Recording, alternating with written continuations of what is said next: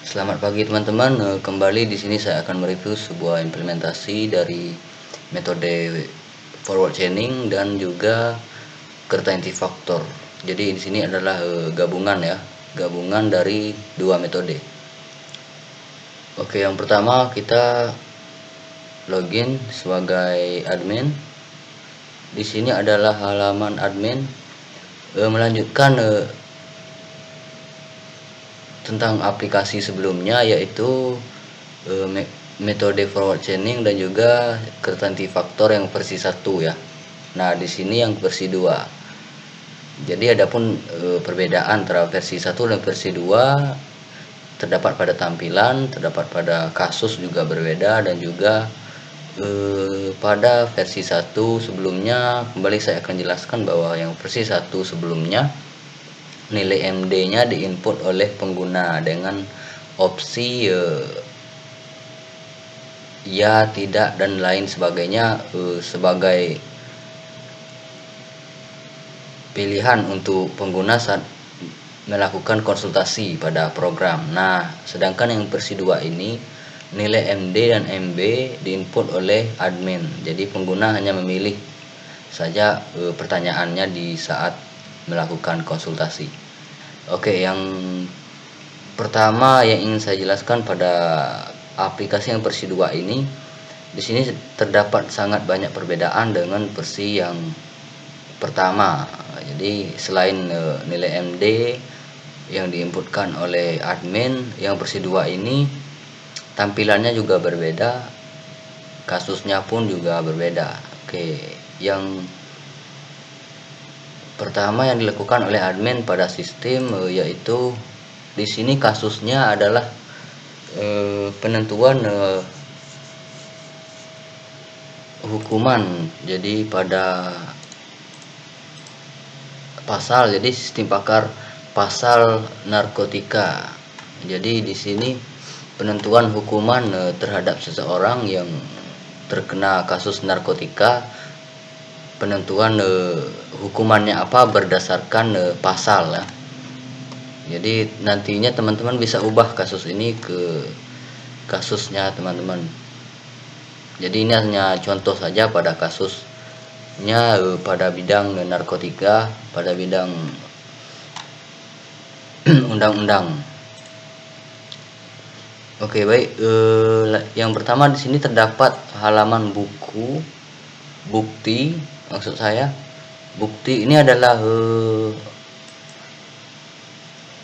fakta ya, fakta yang harus dipilih user nantinya saat melakukan konsultasi.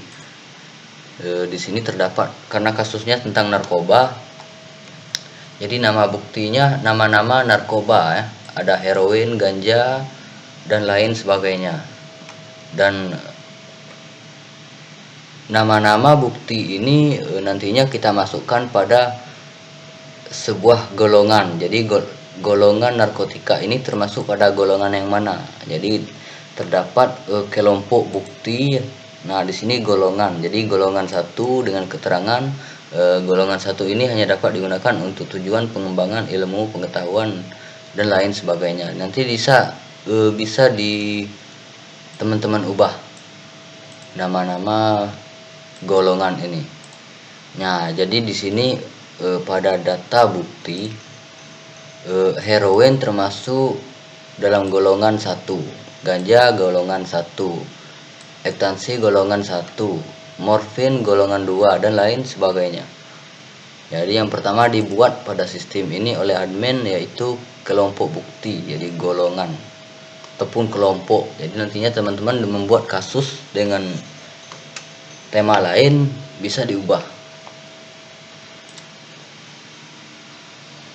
Oke, setelah data kelompok, data bukti, karena di sini kan statusnya kasusnya pada narkotika, jadi kita harus menambahkan bukti.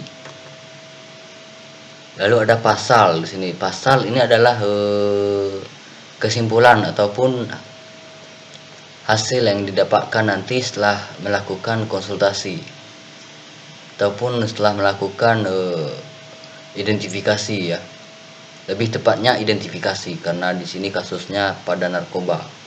Jadi pada role pasal ini teman-teman bisa edit, nah memasukkan kode pasal, lalu nama pasalnya dan juga hukumannya apa, lalu disimpan.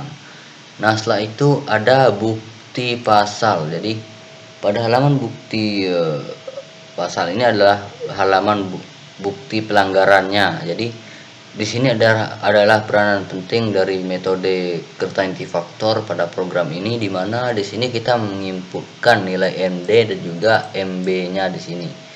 Nah, inilah keunggulan dari yang versi 2, di mana yang versi 1 nilai MD diinputkan oleh pengguna. Di sini nilai MD diinputkan oleh admin. Oke, dengan bukti minuman keras misalnya akan terkena pasal 1.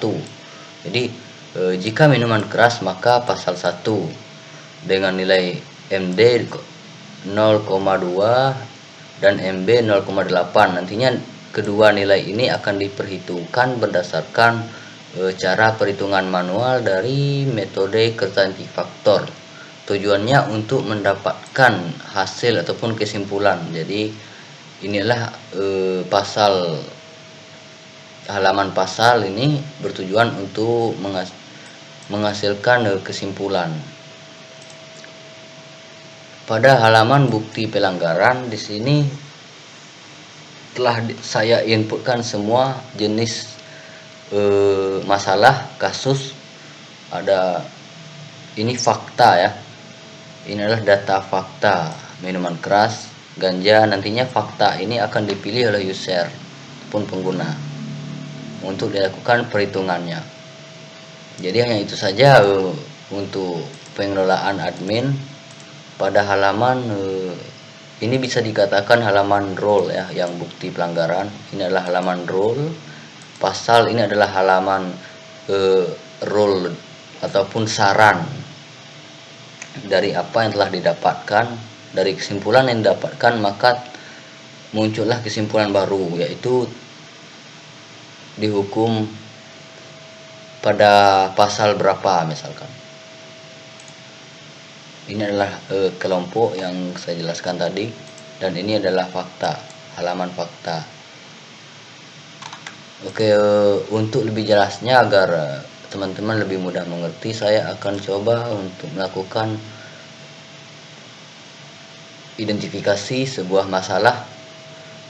Di sini saya akan keluar sebagai admin dan lanjut sebagai pengguna ya. Jadi pengguna tanpa harus login, pengguna bisa mengakses langsung. Di sini kita memilih bukti pelanggarannya.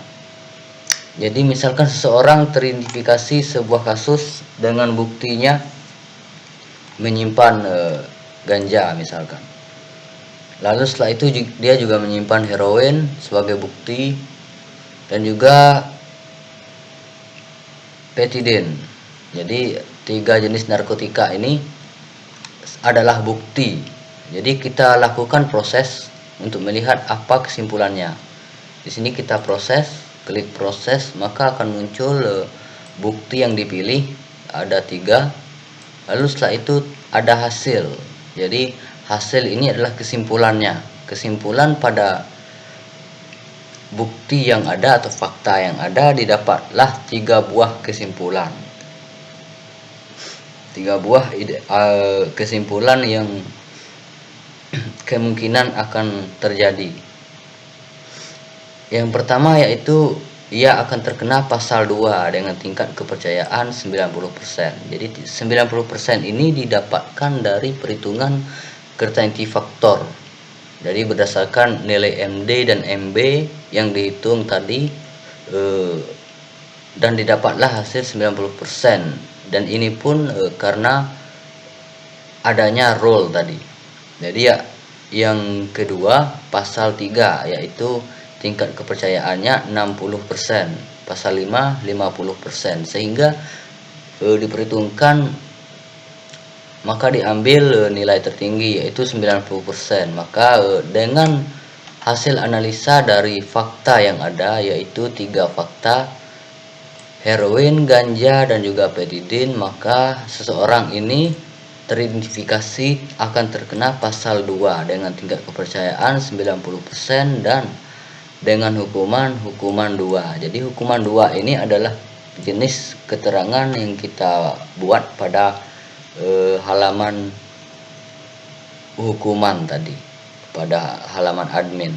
Jadi inilah kesimpulannya dari 3 fakta yang ada. Didapatlah kesimpulan terkena pasal 2 dengan tingkat kepercayaan 90%.